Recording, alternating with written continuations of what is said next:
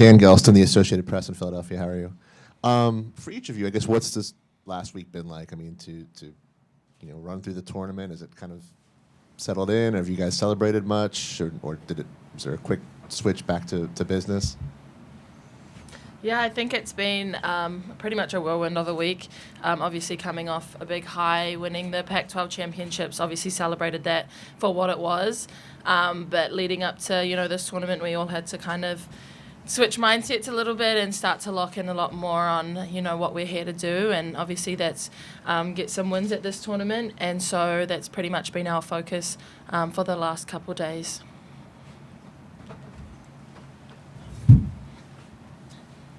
I guess I'll direct this to Ula, since you've been here the longest.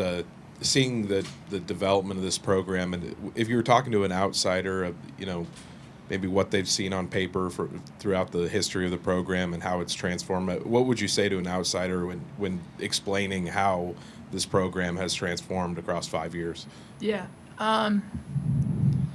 I think to an outsider, I would say that this, 5-year journey that the coaches have been on, obviously that I've been on, has been truly transformational. I think we came into this institution and into a program where winning wasn't really a thing at WSU, and women's basketball specifically. They weren't as successful as the other schools, but I mean, we went from 9 wins my freshman year to, in my super senior year, winning the Pac-12 championship in, the best conference in the country. And so it's huge. I think it just speaks to who Coachy is as a leader, as a head coach, and obviously who her assistants are as people and what they've been able to do in terms of recruiting. You look at these two, and their growth especially is a testament to their hard work and just what Coachy is about and who she is. And I think this program is truly on an upwards drive, and I think you can see that through our results in the past. And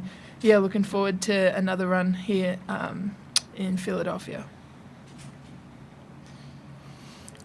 Questions, and please identify yourself and your affiliation too.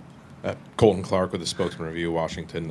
I guess for any of you, how much are you leaning on the experience of having been here before? And then kind of a second part for that question is, how much are you trying to kind of take the same mindset from the Pac-12 tournament and apply it to this one, make a run on this one too? Yeah, I think we are definitely leaning on that experience a little bit. Obviously being here the last 2 years, a lot of us know kind of what it's like to come into these games. Obviously there's going to be a lot of nerves, and especially for our younger ones, everything is so new to them, and they're kind of taking in everything at the moment and just trying to battle through a lot of different little things that may be causing those nerves. So I think for them, we have to be really solid in our foundation and what we want to go into take the mindset that we want to take into this game. Definitely want to play how we ended that tournament at the Pac-12. I think we were all kind of in our stride at that point and connecting and playing as a team. And so I think we want to take all the good things that we performed on the court in that tournament and take it into these first games. But again, we had a lot of things to work on, and we never played a perfect game, and I don't think you really can, but obviously there's a lot of things we can still improve on and want to focus on going into this first game. Question down here in front. Dan Gelston, AP. Obviously you want to win tomorrow, but the program has never won a tournament game. I mean, how much do you think of that, and what would it mean to you to kind of be the team to knock that 0 out of the win? Out of the column, I guess. I guess I gotta talk. It means a lot, and that's something we all know, and everybody knows, especially the older players. We all know how hard it is to win in a tournament, and it's just another challenge, and just gotta stick on the scout and know what we're here to do, and again, lean on the experienced players and just be us being a team. Well, I'm wondering about your. Could you kind of unpack your development as coming from Genesis Prep, obviously the small school Idaho program, to what do you think the biggest key it was to your development, maybe in the past 2 years, or something really important that you learned about yourself recently to kind of emerge as the player you've become? Yeah. There's no really secret key to it except just expecting to be coachable and having a really, really good coaching staff that really believes in you, because the whole big thing was just how big Coach Etheridge and Laurie really believed in me and showed me the type of player I could be, and I just believed in that and just went to work and put the work in. I've got two more fast ones. Sure. Okay, the first one. President Biden picked you guys to win in the bracket. I don't know if you saw that yesterday. To win your first game, at least. Did any of you see that or know that? We did see that. Okay. President Biden, man. What did you think about the president picking to win again? I think, is he an alumni? Is that what it is? Maybe. He's from around. He's in Delaware, which is why he picked Villanova to win. Right. Yeah. I saw the caption was something along the lines of, "And in this house, Villanova always wins." So I mean, got to respect it. But no, yeah, I think it's cool to see a bunch of different people of figures or public figures, I guess, tuning in, and it just shows the support that they have for women's basketball, especially. And I think it's awesome that more people are buying into creating a bracket. I think Asia Wilson had one. Barack obviously always does one. And he had us going an extra game, so thank you, Barack Obama. But no, it's awesome. The support is truly amazing. It's good for our game and good for the sport.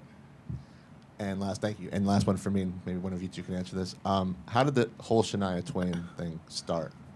Who picked the song, or who picked the song, and how did it become an anthem?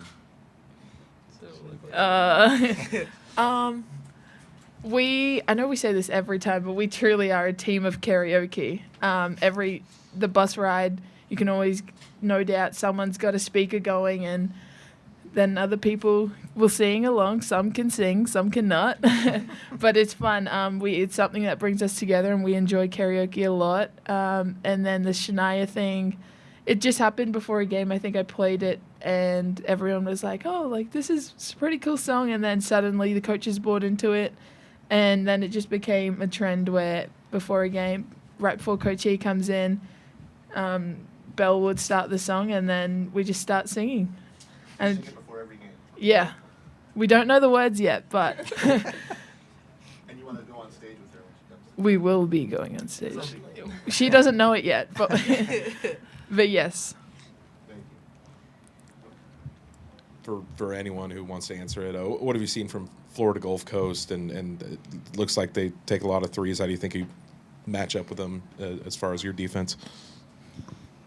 Yeah, they're a great team. Obviously, we've been watching a lot of their film over the past week, and I think they're kind of used to being in these situations. They win their conference a lot, and obviously they've been here the past couple of years, and even, they're used to being that 12th seed and having to play against the 5 seed. So I think they're really well experienced in that area. And watching film, obviously they're more of a run and gun team. They love to get up a lot of threes in transition and get to the rim if you're stuck in long closeouts and things like that. So I think for us, we have to really focus on being, playing a lot of team defense and making sure we're finding people in transition, not letting them have really open, easy looks from the 3, and just get down and guard one-on-one. I think, going into the game, a lot of it, we do have to focus on what we can control as well, especially on the offensive end. They're going to score, and it's inevitable that people make mistakes on defense, and I think we can't get too caught up in that and really just go out and control what we can do on the offensive end as well, and make sure we're putting points on the board too. So, right now, obviously, still training and getting refining a few things on what we want to go out. Obviously, won't give away our game plan at all, but just right now, just really trying to lock in and focus up as a team and what we want to do. Are there any further questions? Mel?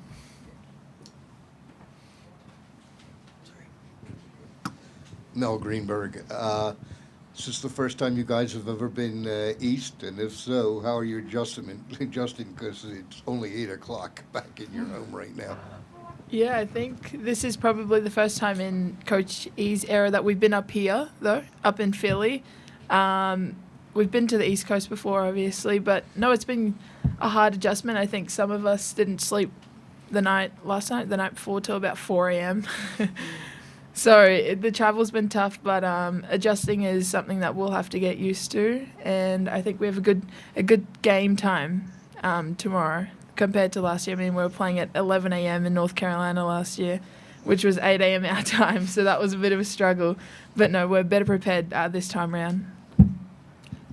Final question, please. Thanks. Farula and Charlie, so just wondering if you could talk through what have you seen from Bella's development, kind of step by step into the player she's become today. You can go first. Yeah. Man, I think if the walls of Bowler and Beasley could talk, they would tell you Bella now has come a lot further than what Bella was when she was a freshman. I think freshman Belle was still very new to basketball, but she was so wide-eyed and ready to learn and had a determination to get better. And I think that's why she's who she is now, was that she has a work ethic that is probably top tier. She was in early mornings with Laurie about an hour before everyone else gets on the court. Belle's down there sweating with Laurie and getting her work and reps in. And I think that's why obviously why you see what she is now, the fruits of her labor, is that she's just gotten better and she continues to get better. I think Coach E's ability to hold her accountable is what also helps her in practice. I think whenever Bella reverts to, forgets how good she is or what she needs to be doing to remain effective, Coach E's really good at getting on her, and I think that's with every other player in our gym as well. And I think who Bella is now is, just a testament to all her hard work and dedication to the program and to herself. Thank you. Washington State, we thank you. Thank you. Go Cougs.